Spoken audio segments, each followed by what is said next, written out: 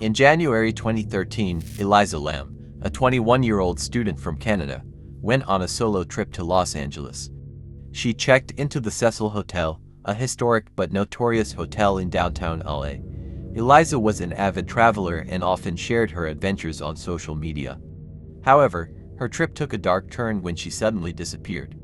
Elisa was last seen on January 31, 2013. Her disappearance puzzled everyone, and the police launched an extensive search. Her parents flew in from Canada, desperate for answers. The case took a bizarre twist when the police released surveillance footage from the hotel's elevator. The footage showed Elisa acting strangely. She entered the elevator and pressed multiple buttons, peeked out of the elevator doors, and appeared to be hiding from someone. Her erratic behavior fueled many theories, from mental illness to paranormal activity. For weeks, there was no sign of Elisa, until one day, guests at the hotel began to complain about low water pressure and an unusual taste in the water. On February 19, 2013, a maintenance worker investigated the hotel's water tanks on the roof. To his horror, he discovered Elisa's body floating in one of the tanks. The circumstances of Elisa's death were mysterious and disturbing. The hotel roof was secured by locked doors and alarm systems, making it difficult to understand how she accessed the water tank. The autopsy report concluded that her death was accidental, attributed to drowning, and found no evidence of foul play or drugs. However, questions remained about her mental state, as she had a history of bipolar disorder. In March 1998, Amy Lynn Bradley, a 23-year-old from Virginia, went on a Caribbean cruise with her family aboard the Royal Caribbean International ship, Rhapsody of the Seas. It was meant to be a relaxing vacation, filled with beautiful sights and family bonding. On the night of March 23rd, Amy was last seen socializing in the ship's nightclub with the ship's band members. Early the next morning, around 5:30 a.m., her father briefly saw her sleeping on the balcony of their cabin. When he checked again at 6 a.m., she was gone. The Bradley family immediately reported her disappearance to the ship's crew, but the vessel was not thoroughly searched until it docked later that day. Despite extensive searches on the ship and in the surrounding waters, no trace of Amy was found. Over the years, there have been multiple reported sightings of Amy. Witnesses claimed to have seen her in Curacao, a Caribbean island, where she was allegedly seen with different men.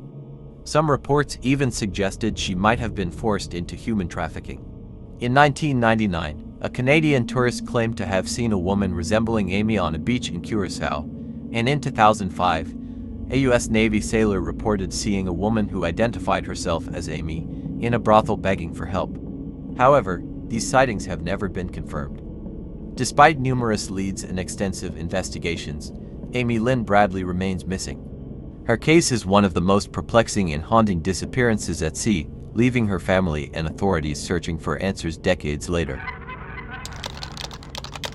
In February 2000, Asha Degree, a 9-year-old girl from Shelby, North Carolina, went on a seemingly ordinary trip with her family. The Degree family spent the weekend celebrating Valentine's Day and visiting relatives. That Sunday night, everything seemed normal as Asha and her older brother went to bed in their shared bedroom. In the early hours of February 14th, Asha's parents checked on their children before going to bed themselves. At approximately 2:30 a.m., Asha's father peeked in on her again and saw nothing amiss. However, around 4 a.m., Asha's mother discovered that Asha was missing from her bed. Her family was baffled and immediately called the police.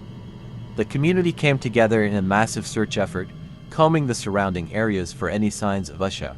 During the search, witnesses reported seeing a young girl matching Asha's description, walking along Highway 18 between 3:30 and 4:15 a.m. It was raining heavily, and she was wearing a long-sleeve white t-shirt, white pants, and white sneakers.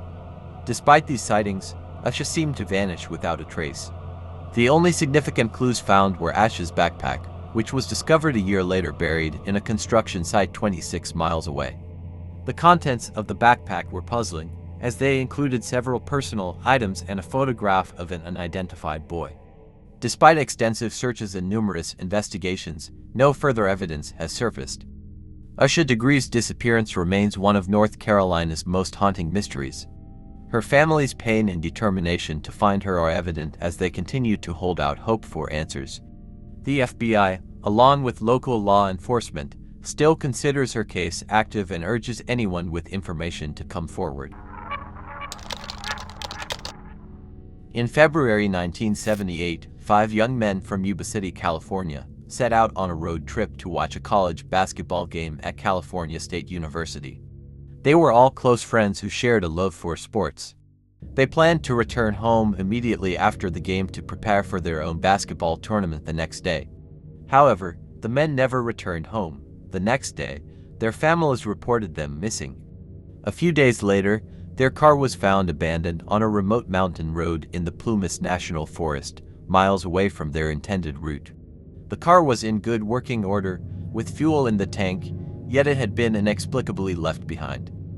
The discovery sparked a massive search operation, but harsh winter weather hampered efforts. For months, there was no sign of the men. Then, in June, 4 of their bodies were found in and around a trailer camp, 20 miles from where their car was abandoned.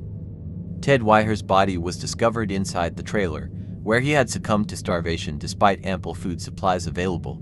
He had lost nearly half his body weight, and his feet were frostbitten. The remains of Jackie Hoot and Bill Sterling were found nearby, partially consumed by animals. Jack Madruga's body was also found, having died of hypothermia. The 5th member, Gary Mathias, was never found, though some of his belongings were located near the trailer. The circumstances of their deaths remain a mystery. Why did they leave their car? How did they end up so far from civilization? And why did they not use the resources available in the trailer to survive? Speculation about the case has included theories of foul play, misadventure, and psychological factors, given that some of the men had mild intellectual disabilities. However, no definitive answers have ever been found, leaving the Yuba County Five as one of the most perplexing and tragic unsolved mysteries of a trip gone terribly wrong. In April 2014, Kris Kremers on Lisanne Froon, 2 Dutch students, embarked on a trip to Panama to explore the local culture, improve their Spanish, and volunteer with children. They arrived in the small town of Bolqueth, known for its scenic landscapes and popular hiking trails. On April 1st, the 2 women set out for a hike along the Pianista Trail, a well-known route that leads through cloud forests to stunning viewpoints. They planned to return later that afternoon, but they never made it back. When they missed an appointment the next day, their host family reported them missing. A massive search effort was launched involving local authorities, indigenous tribes, and Dutch investigators. For weeks, search teams scoured the area but found no trace of the women. 10 days later, some of their personal belongings, including a backpack, were discovered by a local woman along the banks of a river. Inside the backpack were 2 pairs of sunglasses, $83 in cash, Lisanne's passport, a water bottle, and both women's phones and cameras. An examination of the camera revealed over 90 photos taken during their hike. The early photos showed the women enjoying the scenic views along the trail, but the later images were much more disturbing. Taken at night, they showed the women's belongings spread out on rocks, bizarre close-ups of the back of Kris's head, and other disorienting shots. The phone records indicated that both women had attempted to call emergency services multiple times, but without success due to lack of signal. In June, human remains were found by the riverbank. DNA testing confirmed they belonged to Kris and Lisanne. A scattered foot inside a boot and a pelvis bone were among the remains discovered, but the circumstances of their deaths remain unclear. The condition and scattering of the bones led to numerous theories, including accidental deaths, foul play, or animal predation. The disappearance and deaths of Kris and Lisanne remain a tragic and mysterious case. Their families continue to seek answers, but the true events of what happened during their hike in Panama's wilderness may never be fully understood.